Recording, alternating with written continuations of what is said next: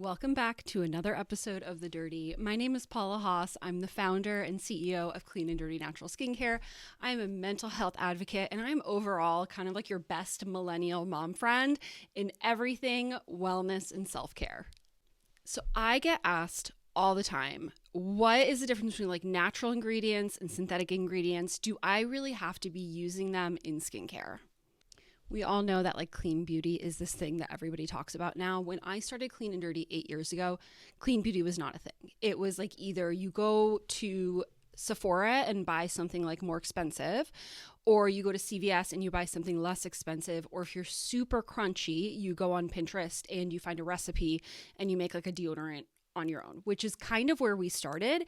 We started off as this kind of like crunchy DIY brand, but over the years we have evolved into being kind of that prestige level of clean beauty. So our products are primarily clean. We're going to go super deep into this. This is something you really want to know if you want to know more about skincare education.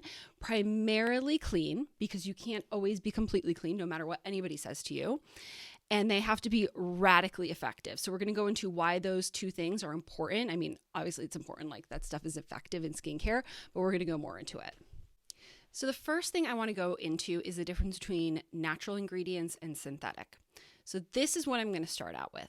With the way that the Food and Drug Administration works in the United States, it's kind of a joke. Like labeling on skincare products and even on food, as you probably know, is kind of a wild west. There's not a lot of standards, which honestly is like, this is going to be kind of controversial. It's good for me as a small business because I don't have to spend like thousands or tens of thousands of dollars to get all these certifications. It's a lower barrier of entry for me to run a clean beauty business. For the consumer, it's super challenging because anything can say natural, anything can say organic, anything can say like naturally derived. So I'm going to break that down for you first, kind of what that all means. I'm rethinking the positioning of this plant.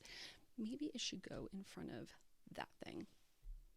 Are you even a video podcaster if you're watching this on the video, if you don't like get up and move your synthetic fake plant like 10 times? I'm having issues with my plant. Anyway, natural products are generally defined as something that is derived from a plant, an animal, or a mineral. So examples of that are shea butter, which is a natural butter derived from a plant. Lavender essential oil, which is an oil derived from lavender, or something like squalene, which is a naturally derived, I'm going to get it right now. I'm going to have to Google it. I don't know if it's a fat or an amino acid. Hold on. I'm going to find this one out for you. It's neither. It's an oil. It's a lipid. In your body, it's a lipid, which means it's kind of like a fat in a way. But originally, squalene was derived from shark liver. We use squalene in Clean&Dirty products, but we do not use the shark liver one. We use it derived naturally from plants. And what's really awesome about squalene is it mimics your body's natural oil. So when it's in a product, what do we have it in? Skin Bluff. I think we have it in Skin Bluff. That's why it's like such a good moisturizer because it mimics your body's natural oil and moisture. Oh, did you know that 12% of bodily squalene in humans is found in sebum? And next up are synthetic ingredients. So synthetic ingredients are important because they have the ability to stabilize products and preserve products. Now, we have to have preservatives in some of our products, especially the ones that are water-based, because I don't want to sell you a toner that you're going to shake up, you're going to bring it home, and then like a week or two later, there's going to be mold in it. Like, we don't want that. Even our masks, clarifying masks, the Lull mask and the Glow mask, there is water incorporated into that product, and bacteria grows in water. Man, I'm not on my A game today, but I am practicing like good is better than done. So I am not going to go back and like edit out too many of those crazy word things. My point is, even as a natural skincare company, we have to use some synthetic ingredients, right? It's a tiny amount. It's probably like, if I were to estimate out of all the ingredients that we use, 2 to 3%. It's a very small amount, but it has to happen because you don't want mold in your products. It's just that simple. Now, on the other hand, we have a product called the organic R&A oil.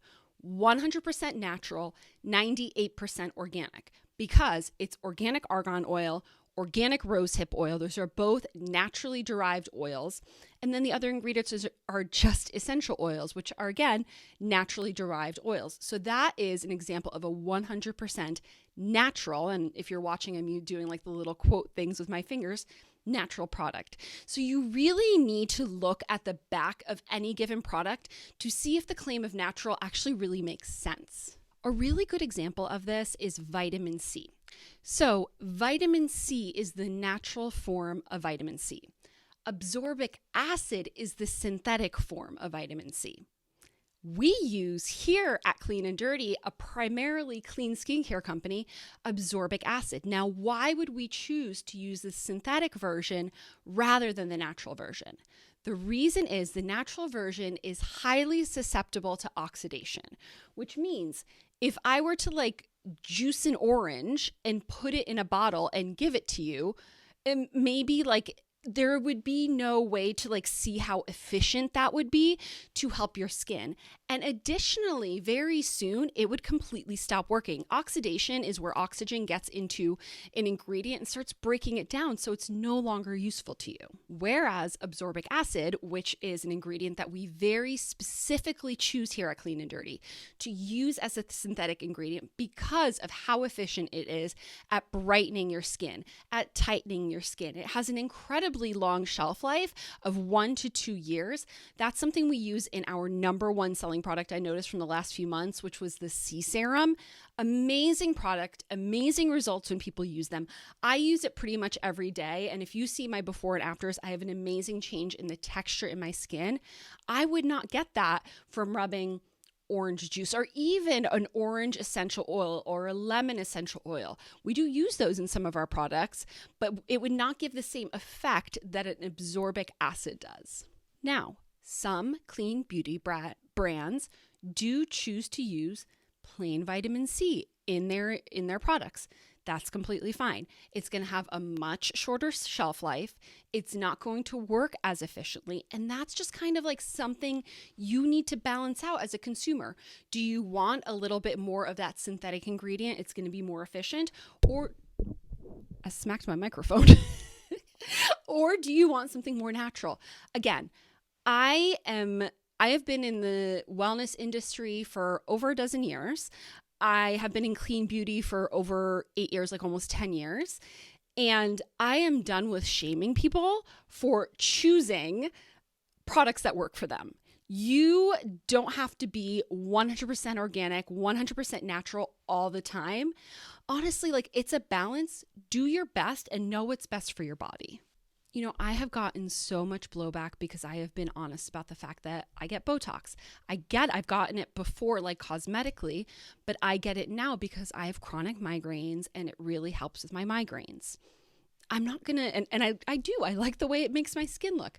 I have gotten it fillers in the past. I don't have filler in now because that was 14 or 15 months ago. So it's definitely completely gone.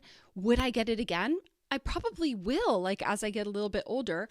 I tend to have, if you see it here in the video, more of a flat, sallow cheek. This, if you see a highlight on the apple of my cheek, that's blush. If I don't have blush on, I don't have that fullness in my cheeks. I don't have much of a jawline. That's just the structure of my face. That's the way it's always been. If you want to change the structure of your face here and there with filler or doing some sort of treatments, you do you.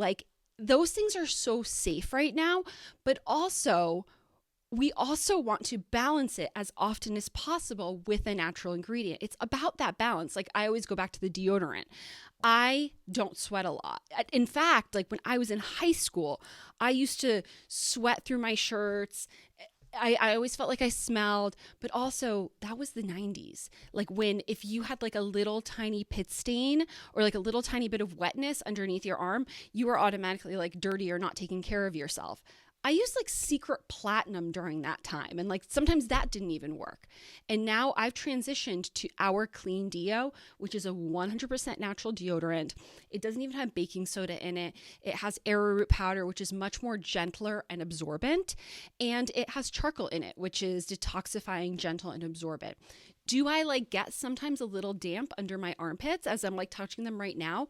Sometimes a little bit, because I'm like recording and I get a little bit nervous, to be very honest, because this is like episode 4. Can we like also celebrate the fact that like I launched a podcast this year? I launched a YouTube channel and a podcast, and like our media is taking off, and like God is just so good. Anyway, I digress. My point is, like aluminum in deodorant has been studied to be very harmful for the body. Take out the ingredients that are very harmful for your body, right? Replace those with natural ones, and then just have balance. I'm not going to judge you for anything. So how are you going to find that balance in your skincare? The first thing you're going to want to do is read your labels. So there are names called INCI in skincare. So it's going to be like lavender essential oil is like the English name. That's going to be lavender essential oil. And then hold on, let me look up what lavender essential oil is from like an INCI perspective. Okay, lavender angustifolia oil is the INCI name. A resource that I personally really like is ewg.org/skindeep. That's going to take any ingredient and it's going to give you like a scale of how safe it is versus like how toxic it is. So, but you also want to take into consideration for that, how much of that ingredient is in a product. For instance, the primary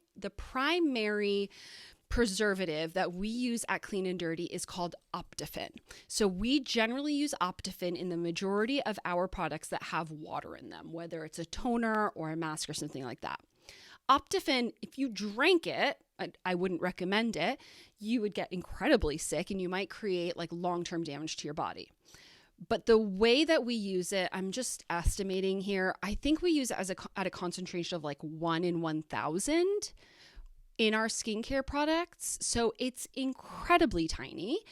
And the benefit of you not getting mold on your face and then getting some sort of like mold rash and having to treat that with antibiotics versus having Optifin in a product, in my opinion, from years in the skincare industry, is incredibly worth it.